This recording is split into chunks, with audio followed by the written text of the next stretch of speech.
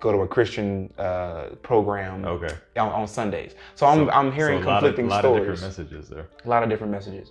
And nobody wanted to help me kind of figure out my answers. So I had a beef with religion for a long time, to the point where I just straight up said God was dead. There was no concrete answer for me there. So as I started to do my own research and figure out what traditions were actually true for me, and this is where I think we had maybe talked about it at some point, but when you have a new truth that collides with an old belief, you have to pick the one that best benefits you. Remember that the universe hates a void. So if you have things in your life that are no longer serving you, that you don't even want, or you're not even sure that you want, if you look at something or somebody in your life and you're not sure why this person or this thing is there, you probably need to get rid of them. Welcome to the Warrior's Way Home podcast. What's up, guys? Welcome back to the Warrior's Way Home podcast. I'm your host, Edmund. This is my brother, Travis.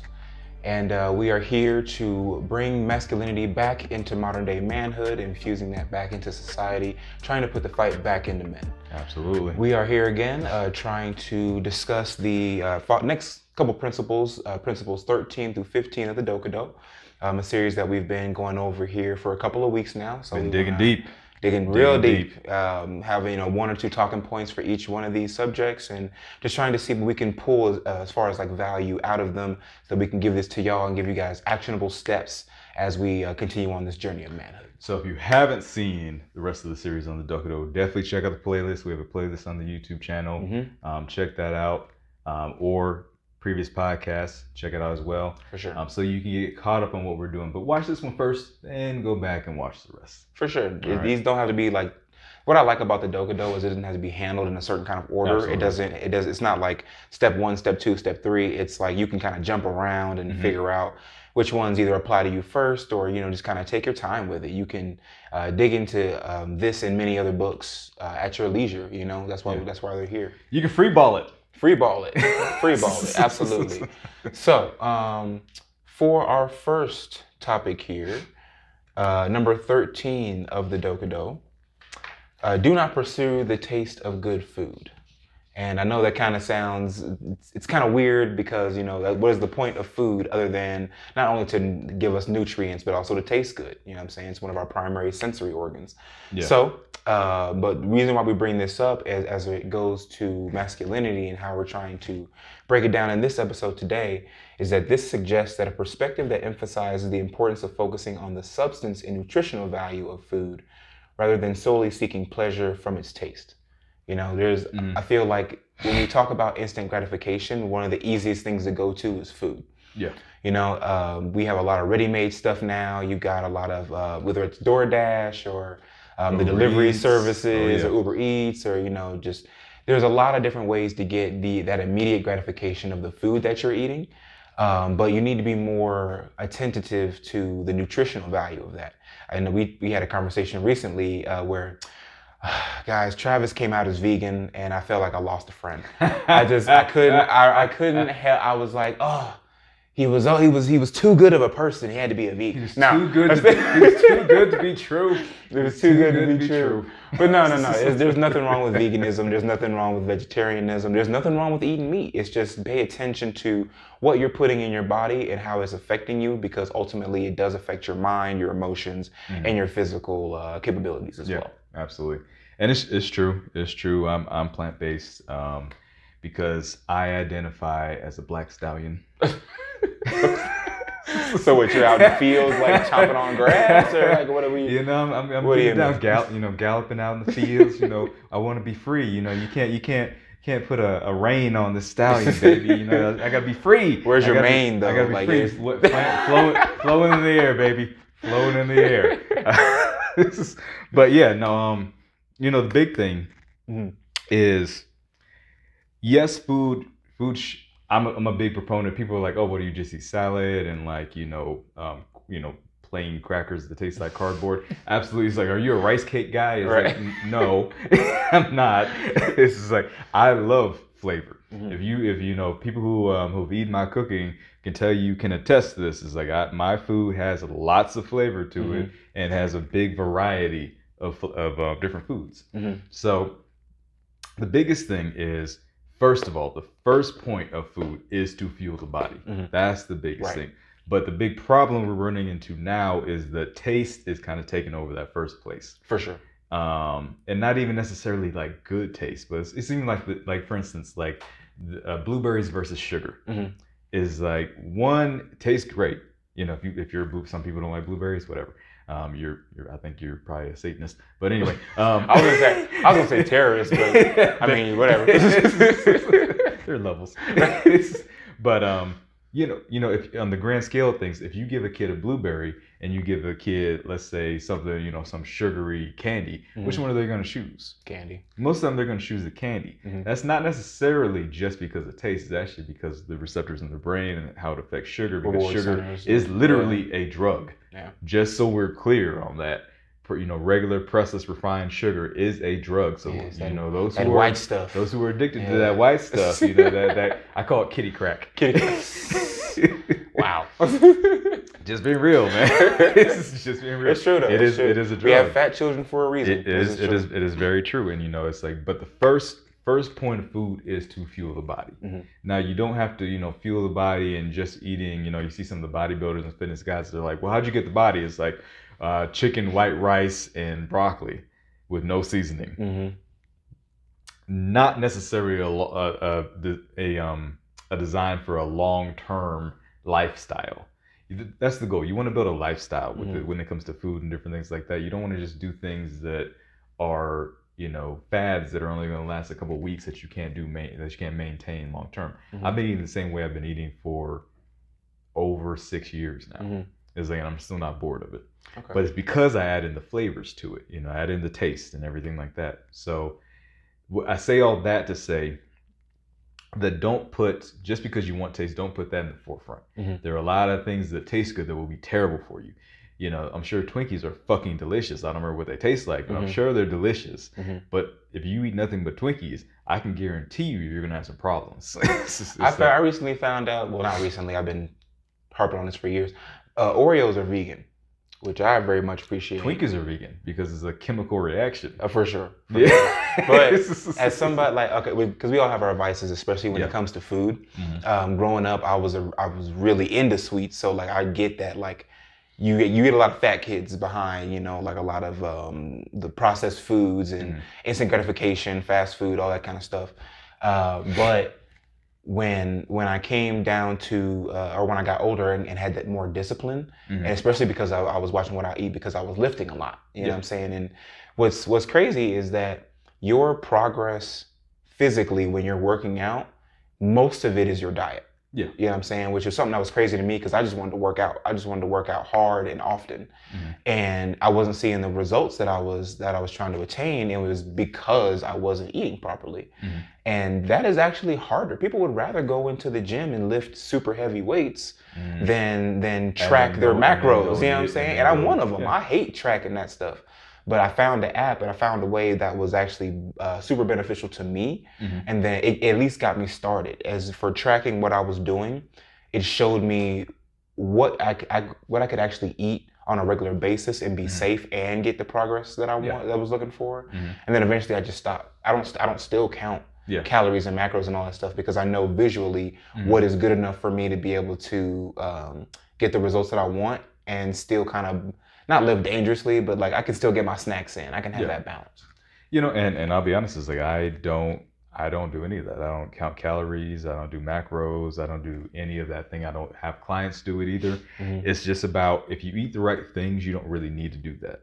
It's like if you eat the right things, your body will tell you, one, when you've had enough food, two, when it's hungry, and kind of what you need based off of kind of cravings that you have. Different, like for instance, if I'm craving something sweet, you know, it's like to go back to the taste thing. It's like, okay, am I craving, you know, chocolate because I'm a chocolate fiend, or is it just I want something that's sweet? You know, it's like, okay, so how about this? Let me go eat some fruit first. Let me go have some watermelon. Let me go have an apple Let me go have, something sweet, some blueberries, whatever it may be. See if that, kind of curbs that craving, and see if I'm just craving more like fruit versus me craving these things. And that's what people don't associate with the taste thing, is that craving associates certain things. Like, people crave like, oh, I'm craving, fat, it's like, or I'm craving candy, or I'm craving, chocolate bar or cake or whatever it may be. No, your body's actually craving fat. It's that your body associates fat with like eating cake or eating, chocolate or whatever it may be, because you do that so often that it doesn't associate with having fat with like having avocado or almonds or, different nuts and things like that. Your body doesn't associate having fat with that. It associates having fat with like eating donuts, because that's what your baseline level is. That's your default. That's what you've always done. So that's what it asks for. Right. For sure. So that goes into the, the taste thing. It's like, so we need to be careful how we're, what we're eating for. Remember, the first reason why you're eating for is to fuel your body, to fuel your goals, martial arts, whatever be, workout, whatever that means, or just health wise. Right.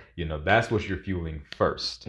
That's, so if you can do that and have things that you actually enjoy, the spices and everything, not telling you to eat plain or bland or whatever it may be, but you can have both. You don't need to just have, health. I've heard people say this all the time. It's like, oh man, that looks way too healthy. So they assume because it looks healthy, it's not going to taste good. That's a weird statement in itself. This looks too healthy. Like, this looks like it's going to do my body right. I need something greasy. What they're saying is, they say it looks that way so it can't taste good. It's like, it looks so healthy that can't possibly taste good. Right. And then they taste it and like, damn.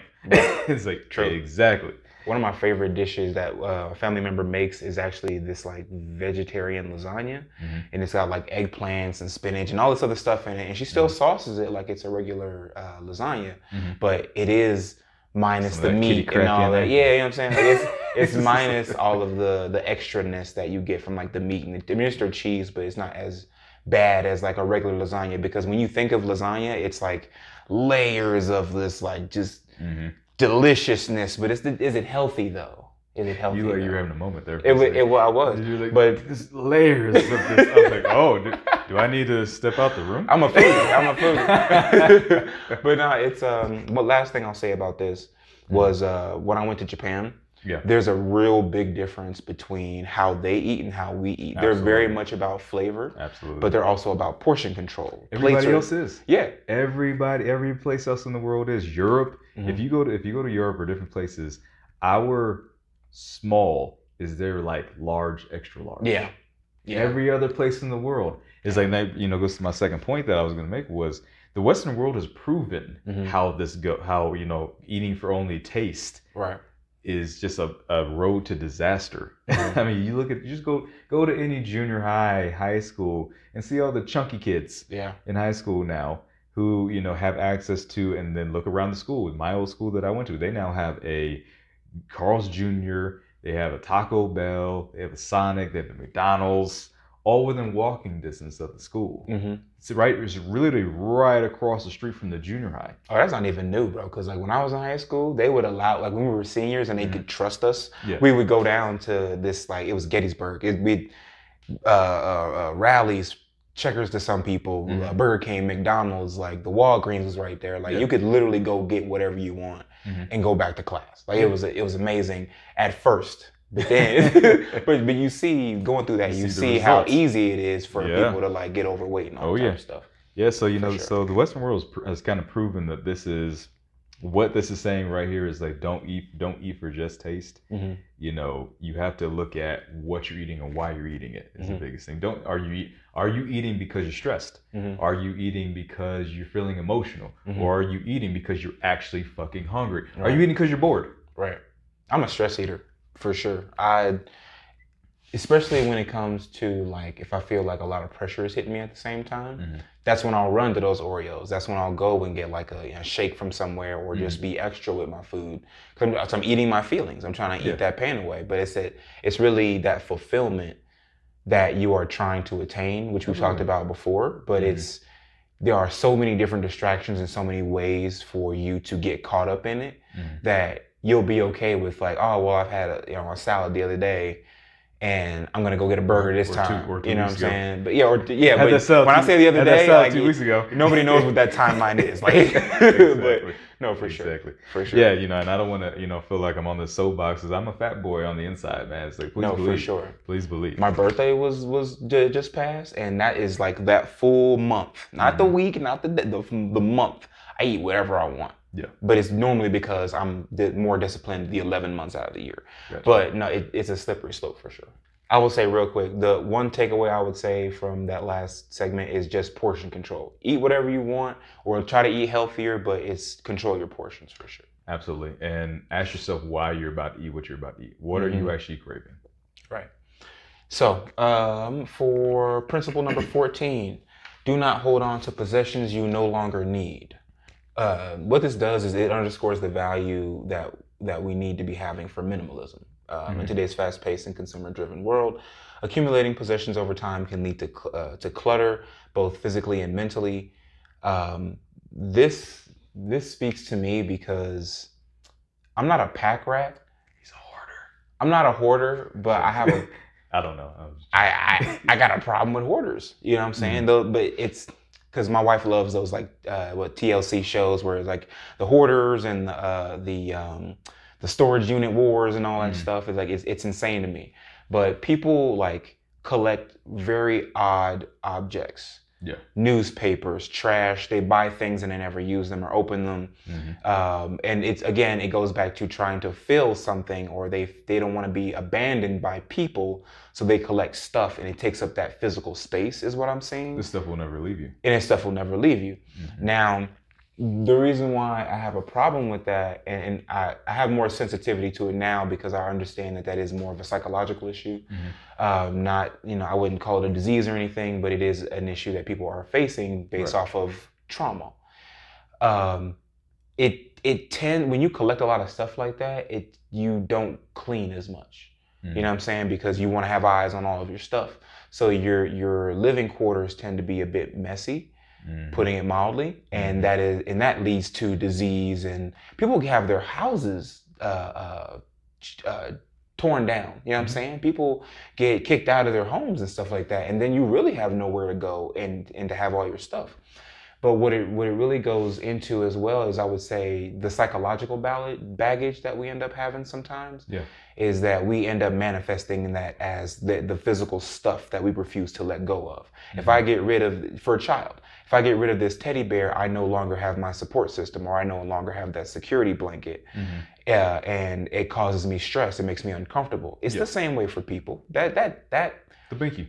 The binky, you know what I'm saying? That doesn't go away. We are always trying to hold on to something physical to reassure us so that we can move the way we need to or whatever. But it's odd to me. How do you feel about it? Do you own the things, or do the things own you? Right. Was my first thought of that, is because so much of this stuff that people don't want to let go.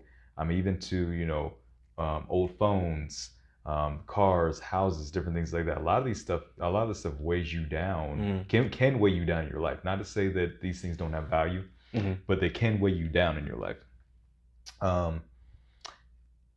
If you're so busy holding on to the things that you think you might want, that you're not sure about, or stuff that you don't want, but you just for some reason can't let yourself get rid of, there will not be space in your life for the things you say you actually want. Right. It's like the universe has a voice. So if you get rid of something that you say you don't actually want because you want something new, let's say I want to get rid of my old beat up car. I have an old beat up car that I've had for 20 years and everything like that. I can afford to get another car. I want to get another car, but I have a 1-car garage. It's like, and I park my car in the garage every day. I want to take care of it. But until I get rid of that car, there's not going to be room for my new car. Right. So until I get rid of that and get rid of the attachment and let go of the attachment of that thing, whatever the memories may be with that and everything like that, unless I get rid of that, I don't have room in my life, in my environment, to bring something new in. And that goes for relationships, that goes for jobs, That goes for whatever it may be. If you don't get rid of those old things that no longer serve you in your life, you won't have room to bring in anything else. You won't have space. Right. Even if you did try and bring it in, you wouldn't value that as much because you're going to put too much stuff. It's like, because those people who have all of those things, they say they live these things. How can you love a whole house full of stuff? Right. That's impossible. Right. Most people who have that don't even know the shit that they have in their house.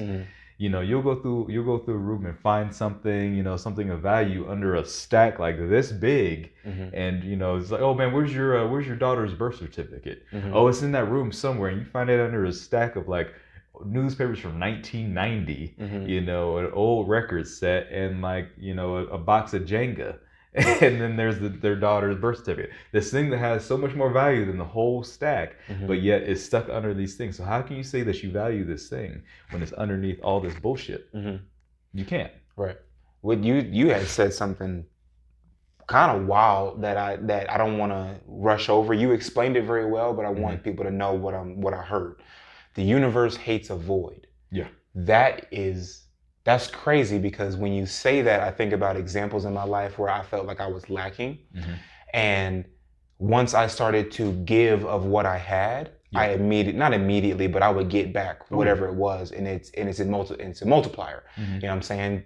By giving your energy away, you then get it back. That's another principle that you can actually see in martial arts, where there was a famous push-pull. Yeah, there was a famous Muay Thai practitioner. I can't remember his name right now, but I saw one of his reels on Instagram, and I originally watched the documentary from Lawrence Kenshin, actually. Shout out to him. He was saying that when you want to have a lot of power, you first have to relinquish that power. You have to exhaust your reserves of yourself internally, and then your body, and I'm summarizing what he said, but then what your body does is that it understands that it has a limit, and then tries to push past exceed that limit, so that you can have more energy for whatever that you're trying to do. That you're trying to do. So when you say that the universe hates a void, it's that same principle of, this manifestation, this person, this entity has lack. I need to do my job and help him cover that distance, but it doesn't always come to us in the way that we expect. You know what I'm saying? So like you're going to be tired, you're going to be gassed from whatever type of workout that you're doing, if it's the example that we're using. But after you rest and recuperate, all the torn muscles, all of the ligaments, all of the sweat that you've wasted, you're replenishing your water reserves and all that stuff. You get more out of it because it's required to do so. It's the same for anything else. I just thought that was profound. Even when you're working out, you're literally tearing muscle down. You're breaking down your muscle to rebuild itself, to be stronger, to be more, to either have more mass or to have more strength. If you're working out and let's say you want to get to curling, we'll use curling as that because everybody knows what a curl is. If you want to get up to curling 50-pound dumbbells, and let's say you're at 20 now, but you stay at 20 for a year. Now you can do more reps on that 20. Let's say you started with 10, now you're up, then you go to 20, then you go to 30, and you're up to 50 reps, but you're still using a 20-pound dumbbell. It's like, why haven't you gone up?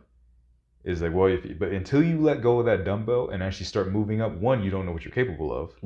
At a certain point, after a year, you might be at the point where you might be using 60 pounds versus 50 pounds, but you don't know because you're so busy holding on to that 20 for whatever reason, not letting go of that and moving up into the world, that you don't find out what you're capable of and find out if you've even achieved your goal yet, because you're so stuck here. For sure. And I think a lot of people get that way in their lives. They get so stuck in that particular moment. Even with like the hoarders, a lot of hoarders are trying to capture a particular moment. It's due to maybe trauma, a crazy death in the family, maybe their child died or passed away, and that abandonment and that kind of triggers those things. So they're almost like if you look at them, it's probably a snapshot of a certain part of their life. It might be 1999 and we're in 2023, but they're still living in 1999. It's literally a snapshot because they're not willing to move forward. They literally are holding on to everything else in their life, and they literally physically can't move forward in their life until they let that other stuff go. Because once again, the universe hates a void. Is that once they let that go, they start moving forward in their life. But until they're willing to let 1999 go, they'll never step in 2023. That's true, because I would say that the most perfect example of that, I had a friend.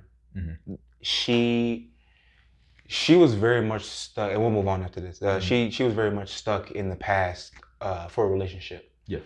And they would see each other often enough, because like the city that I'm from is small. Mm-hmm. So they would see each other often enough and they'd be cordial, whatever. But she always had these feelings of, this person makes me feel inadequate. Okay. And that inadequacy plagued her for a long time. Mm-hmm. Now, we had a conversation a couple of months ago where she was like, you know what, I don't know why I've persisted in letting this person make me feel this way. Mm-hmm. I no longer wish to feel this way. I'm going to let it go. Yeah. She found another man, like, but she wasn't like, she had relationships after that one, Mm-hmm. but she found a more suitable partner, Yeah. like not even 2 weeks later. And Mm-hmm. I was like, damn, that's that the universe doesn't like avoid, you know what I'm Mm-hmm. saying? Like once you let go of those old feelings, and this was years ago, mm-hmm. she found somebody she was able to connect with in a matter of weeks. Mm-hmm. Oh yeah. That's wild. And I'd be willing to bet, and like I said, we can move on to this, is that the relationship she did find herself in after that, even though she was holding on to stuff with that relationship, Mm-hmm. looked very much like the old relationship. She was probably kept dating the same dude Mm-hmm. over and over and over again, same relationships over and over, Right. Same dude, different face. Right. Until she let that go. Then For she sure. found somebody who wasn't like that probably. For That's sure. usually how it goes. Yeah. So our last principle for today is principle 15. Do not act following customary beliefs. Now this one is very important to me. Mm-hmm. This one is it hits home pretty hard. So cultivating individually and authenticity. To me, this quote also can be discussed in context of individuality and authenticity. It prompts us to consider the authenticity of our actions and whether they align with our true values and beliefs. By not acting solely based on customary beliefs, we have the opportunity to express our unique identities and make choices that resonate with our inner convictions. So I'm going to try to stay off my soapbox on this one. The way my family was set up, they had certain religious beliefs. Okay. And I had went to a Catholic school for most of my education. Really? Yeah. Okay. Mostly because it was a private school, but because it was a private school in that area, it had to be tied to religion, that type of thing. Okay. Gotcha. I would say in Ohio, most private schools are actually faith-based. Okay. So I went to Catholic school for a long time, but my family raised me Christian. But the generation before was a different type of religion altogether, as far as how my mind conceives it. Right. So I didn't know who to believe. I had way too many influences on me, and none of it made sense, and nobody wanted to explain. So they actually didn't do that. Old school nuns. Yeah, old school nuns. They probably weren't allowed to do it. But no, we had like just teachers, but we did have like the whole like clergy that was a part of the school. So we did have the father, like the priest or whatever, which got switched out at some point. Ain't gonna say no names, but yeah, there was conflict All there. right. You know what I'm saying? So anyway, but I had to go to their service twice a week, and then go to a Christian program on Sundays. So I'm hearing conflicting stories. A lot of different messages there. A lot of different messages. And nobody wanted to help me kind of figure out my answers. So I had a beef with religion for a long time, to the point where I just straight up said God was dead. There was no concrete answer for me there. So as I started to do my own research and figure out what traditions were actually true for me, and this is where I think we had maybe talked about it at some point, but when you have a new truth that collides with an old belief, you have to pick the one that best benefits you. You know what I'm saying? And everybody's spiritual experience is different, but your job is not to hinder somebody else's experience based off of what you believe. Bro, let me tell you something. What you believe, how you believe, has nothing to do with another person.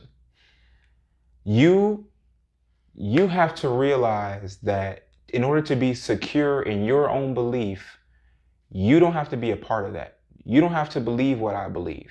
We can have discussions, but I'm not trying to convert you in any way. So, but we can have really in-depth discussions where I'm trying to explain how I feel and you can explain how you feel. Oh, yeah. But it doesn't have to come to blows. It doesn't have to end in violence. There are far too many religious conflicts that we have based dogma, you know what I'm saying, which is one of my favorite movies, by the way, because they break that down beautifully. But it's that's where we get messed up at, is that if you don't believe what I believe, then my belief may not be as secure as I would like it to be. So now I need you to believe so that I can sleep at night. How does that make sense?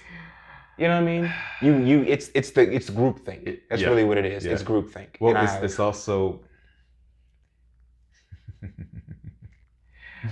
Speaking of, I was trying not to step on toes this podcast. Now you don't want to step on toes? I'm gonna be good. Right. I'm gonna be good. No, but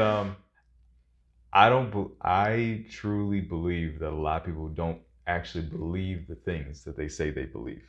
I think it was a Damian Marley quote. I actually looked it up for the podcast. I absolutely freaking love it. It was a quote he had in a song with Nas.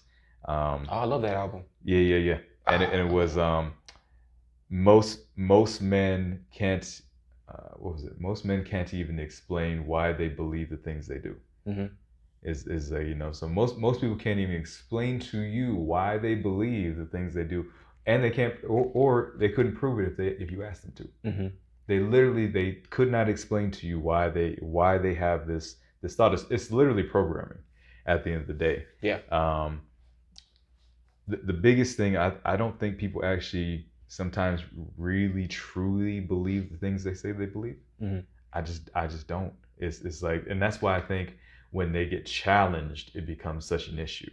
Because if I don't actually believe deep down what I say I believe, or I don't know why I say I believe this thing, if I haven't explored it in my own capacity, not just based off of what you said or what this person said or anybody else, father, mother, whoever it may be, if I don't know why I say I believe this thing, if I haven't done my own research, like you said, I did my own research. I started digging into it for myself to figure out what my reality in this thing was. Right.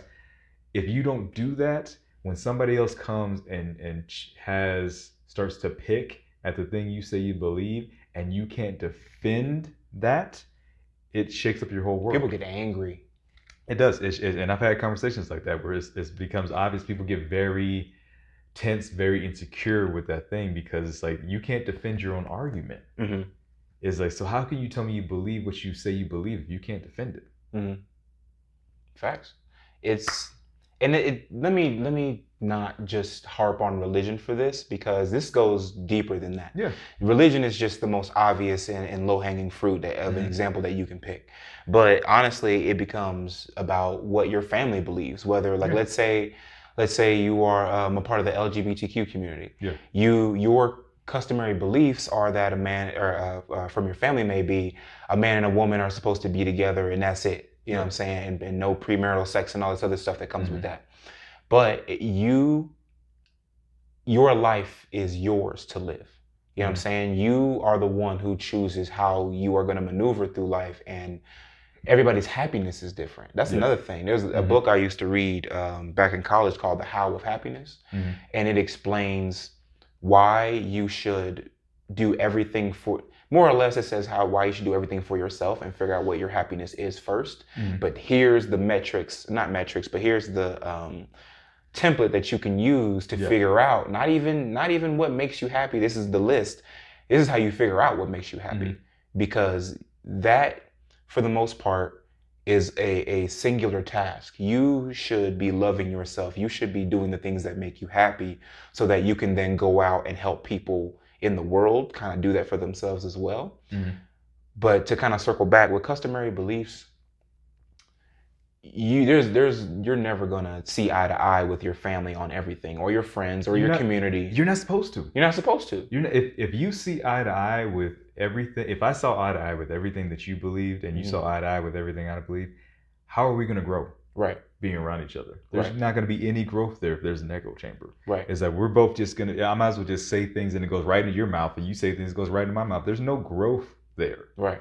It's like we're supposed to challenge each other to grow. That's, that's that pressure. That's the same thing with, like I said, if you are just lifting the same weight over, you do 10 reps of 20 pounds every day for a year. You're not going to see any growth. Right. It's the same thing. You have to be challenged. Even having the people in your life who challenge you, who have different beliefs than you do. Right. It's like that's where actually the growth is. That's when you learn things that you wouldn't have learned if you stayed in your own head or in an echo chamber. And can you respect those differences? Is a key part of that, because that's where everybody is falling apart. It's a big thing. Well, you believe this? Well, unfriend me on Facebook. Right.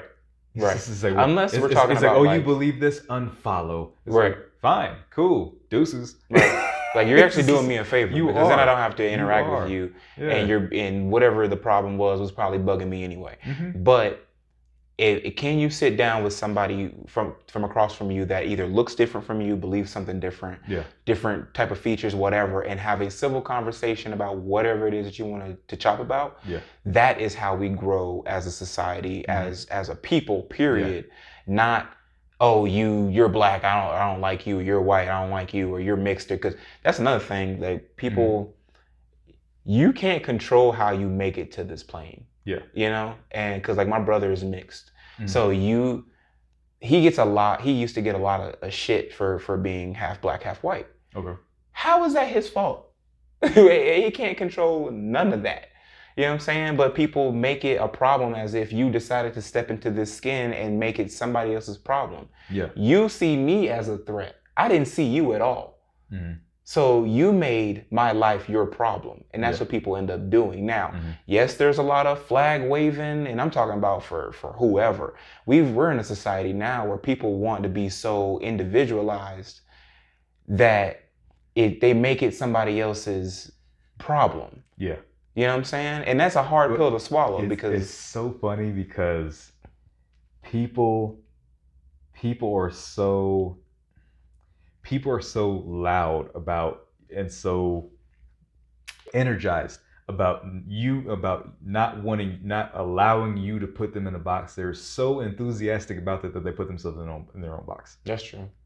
It's like, you can't tell me who I am, I'm this. It's like, so you just put yourself in a box. I don't know you have to do anything. Right. It's like you're so enthusiastic about me not being able to control who you are and everything like that.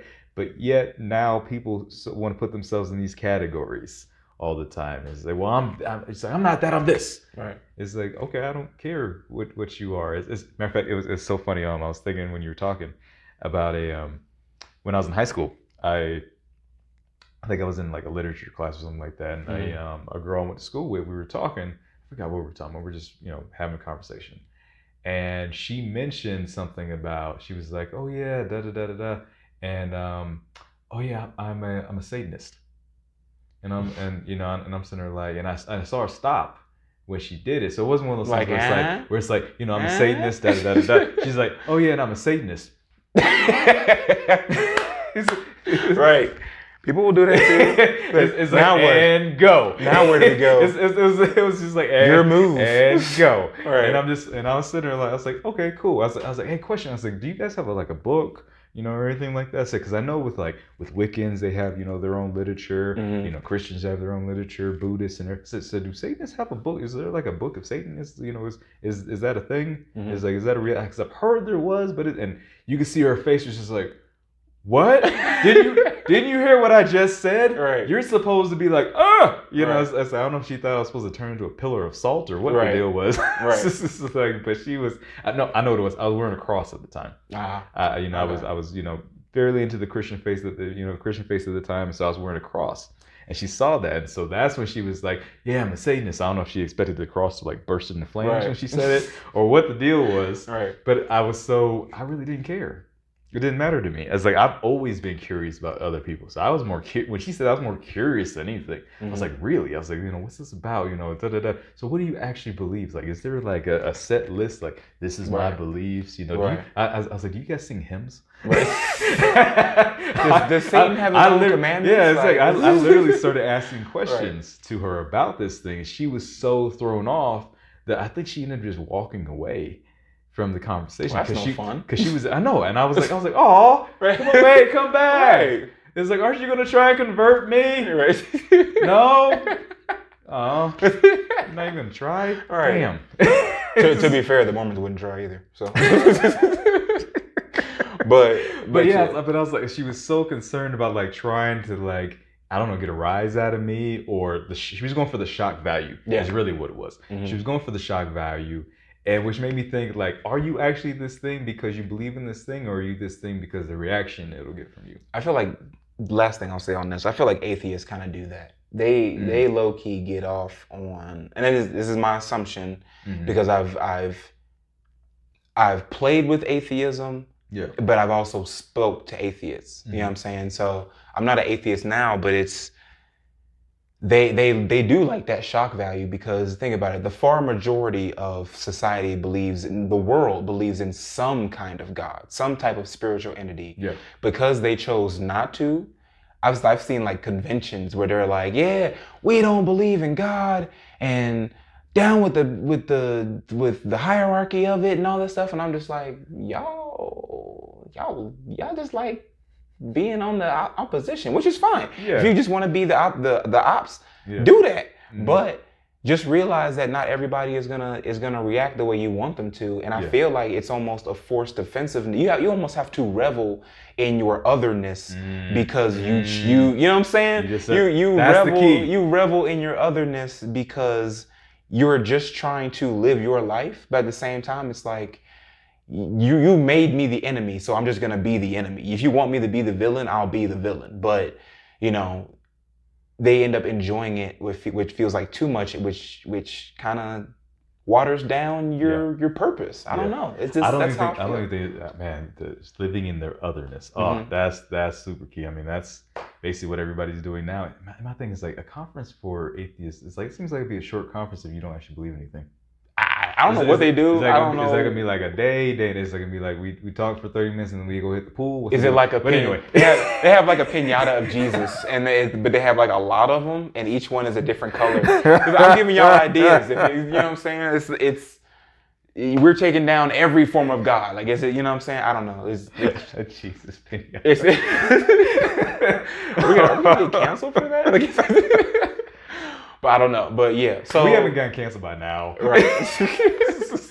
But yeah, so this man. Any last thoughts before we wrap up? Oh man, so we always like to give the takeaways. We always like to give actionable steps. So I think we should probably go through and give an actionable step for each one of these. For sure. So I would say for 13, don't give in to the taste of good food just for its own purposes. Portion control. Yeah. Try to measure out what you're eating and don't overindulge, because that's one of my things. You know what I'm saying? I can be a glutton sometimes. I like to overindulge.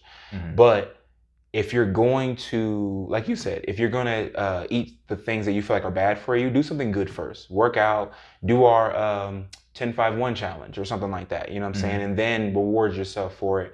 But make sure that at least 2 out of the 3 meals that you're having throughout the day are healthier. Start there. For me, he's the actual fitness guy for this. Go ahead. And this is where we most of what you said was good. Most of what you said was right on point. Yeah. I would say the thing I would kind of disagree with is you can't undo an unhealthy lifestyle with healthy aspects of a lifestyle. Mm-hmm. It's just it doesn't matter. You can't go to a buffet and totally pig out and then be like, well, I'm gonna hit the treadmill for 30 minutes, totally undo what I just did. It's like it doesn't really work like that. It's like, but because you want something that's gonna work for you all the time, right, is the biggest thing. So if you're craving unhealthy things, why don't you find a healthier version of that thing? Mm-hmm. It's like that would probably be a much better thing. Cooking. For instance, like the chocolate things, like 'cause I talk about that quite a bit because I'm a big proponent of it. A lot of people like certain things. I just went and found a healthier chocolate. Right. It's like I don't do milk chocolate anymore, one, because I'm plant-based and all that good stuff, but I don't do that anymore. But I still wanted to have chocolate because I actually enjoy it. Mm-hmm. I actually enjoy having it. I like the taste of it. It's not one of those things where it's like I crave it all the time, but when I do want it, I still want to be able to have it. Mm-hmm. So I just went and found a better version of it. So I went and switched to a dark chocolate that had like coconut sugar instead of milk chocolate and all the processed sugar and everything like that. And I have that. I give it to myself once a week. If I've done what I needed to do during the week, I use it as a reward system for myself, for work, not just for the going and working out and different, because you'll do that all the time. So don't just be like, oh, I woke up this morning, I get to go have chocolate. No, it Right. doesn't. No. Right. No. It's not how this works. Right.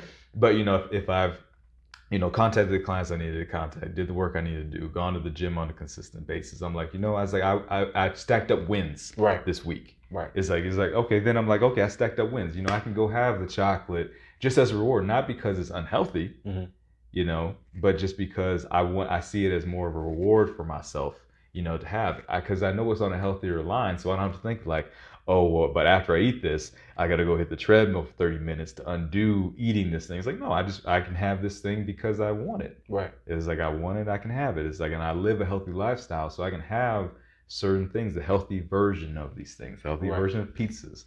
There's healthy versions of even donuts. There are healthy versions of that. Cookies, all these different things. If it doesn't have the proper sugar grams, I can't. It's no. There's always one. I'm not gonna indulge fake donuts. You insane? Like no. But yeah. There goes that it looks too healthy thing again. So Right. there you go. You're assuming now. Well, you don't bring tofu donuts in here. We will fight, We're sir. gonna send you right back to that atheist conference. Unbeliever, you unbeliever in healthy donuts. No, for sure. But no, yeah. So I would say that find the healthier versions of the things that you enjoy. It's like and use that as your reward, or when you're having these cravings, and really look at what you're putting into your body, because what you put in your body fuels the results that you're going for. Yes. It's gonna not just working out, but your mind, how you're thinking. You eat crappy shit, you're gonna think crappy. You're gonna think crappy. Right. You're gonna be foggy headed. You're not gonna be thinking clear. You're gonna get tired halfway through the day and start dragging ass. Mm-hmm. You're not gonna be running at 100%. So really look at what you're putting into your body, because it's actually really important to what you actually want to do. For sure. Fueling your goals. And you'll get to live to enjoy whatever goals you're trying to accomplish. There's that too. What would you say for do not hold on to possessions you no longer need?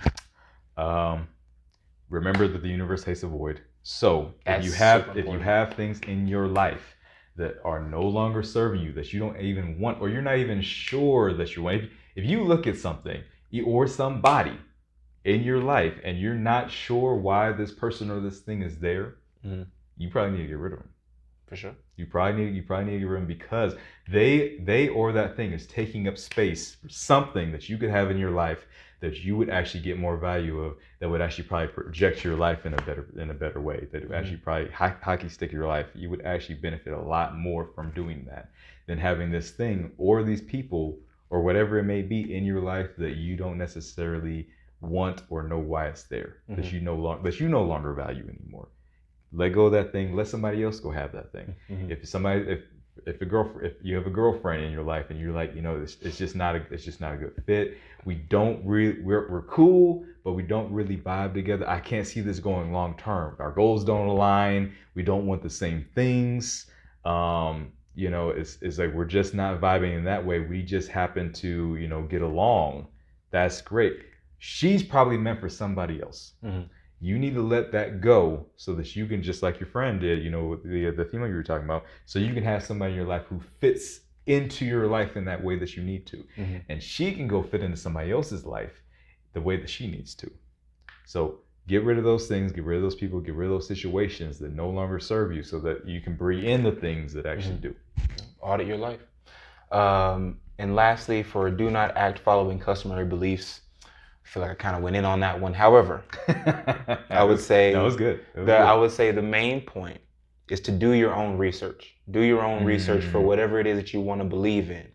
Don't be afraid to mix beliefs. Don't be afraid to take whatever principles work best for you for whatever type of belief systems you want to do research for, because ultimately you are researching your own experience of what we're doing on this planet. Just go ahead and you can take advice from people, you can take insights from them, but it's really ultimately up to you to figure out what sits with your spirit the way you feel like it needs to. Your inner self will tell you what's right and what's wrong. Yeah, absolutely. That's what I would break it down to. Absolutely. For sure. It's question everything. Question everything. Question Because, just like what you said, if you do your own research, then you can defend your argument. But question everything. My favorite question is why. Always has been, probably always will be. I always ask why. Why do you feel this way? Why do I feel this way? Why do I believe this thing that I say I believe? Because if I question my own faith, beliefs, rituals, whatever it may be in my life, why I do the things I do, why I eat the way I eat, whatever it may be, if I question these things myself, when somebody else walks up to me and questions them, I'll have an answer for them. Right. At that point. It's like, and when I no longer have an answer to that question, then I really need to look at, maybe I need to go learn something else. Maybe I need to go learn something new. It's like, okay, well, why isn't this serving me anymore? Maybe I need to go look at another piece of this. Maybe I need to completely change this. Maybe I need to get rid of this and bring something else in. Maybe I need to completely change. Question everything and be willing to, because the minute you become too afraid to question your own beliefs, you may not actually believe what you think you do. For sure. All right, guys. Well, this has been a really deep and good conversation about the following principles of the Dokkodo from principles 13 to 15.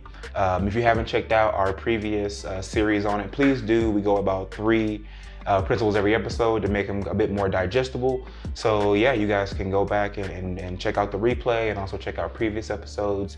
We also link back some of the principles on our Instagram, TikTok, Facebook, and YouTube, of course. So yeah, check us out also on our streaming platforms. Anywhere podcasts are found. Spotify, Apple, Amazon Music. Nice. Definitely check it out. Awesome.